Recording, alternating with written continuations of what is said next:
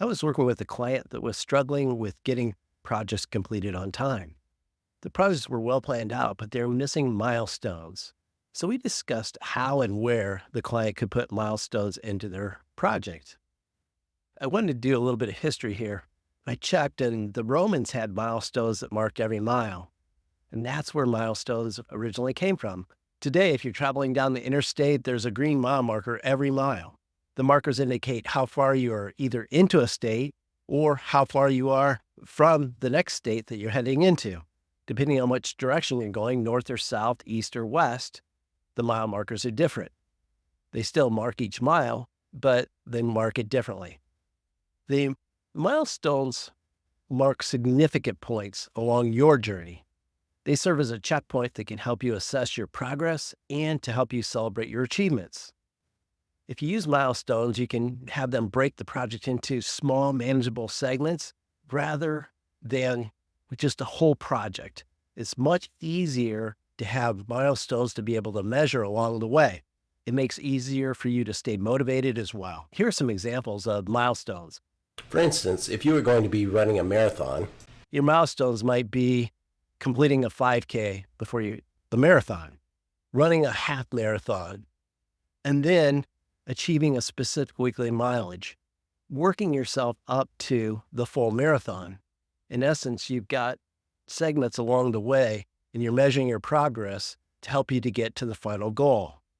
Each milestone represents a step toward your larger goal and provides a sense of accomplishment for you. And it also helps you stay motivated. Why do milestones matter? Well, number one, they provide you clear direction. They give you that structure of having places to mark where you're headed along the way to know what you've achieved.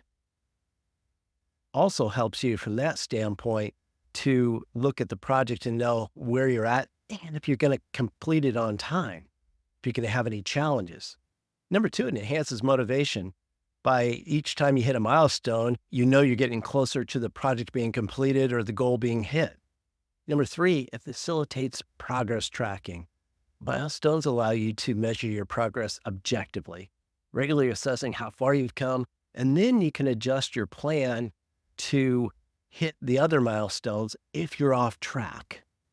It encourages adaptability. As you work towards your goals, circumstances change sometimes, right? Milestones allow for flexibility. If you find a particular approach that is not working for you, you can reassess and set new milestones that better align with what you're trying to hit and put you on track to hit the final goal or final destination. How to effectively set milestones. So how do you do this? Number one, you have to be specific. Clearly define your milestone instead of saying, back to that marathon type of thing, I want to improve my fitness. A specific milestone like, I want to run 10 miles a week by the end of the month. Again, that's a pretty big goal right there. You might want to start by walking a mile and then maybe half running and half walking a mile and working up to that 10 miles. Those would be examples of setting milestones along the way. Number two, make them measurable. Ensure that you can track your progress toward each milestone.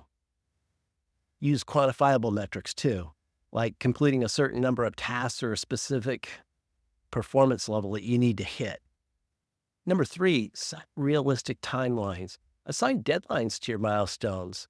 So you want to have it kind of like a goal, right? To where you have a set timeline. You want to hit that milestone by a certain date.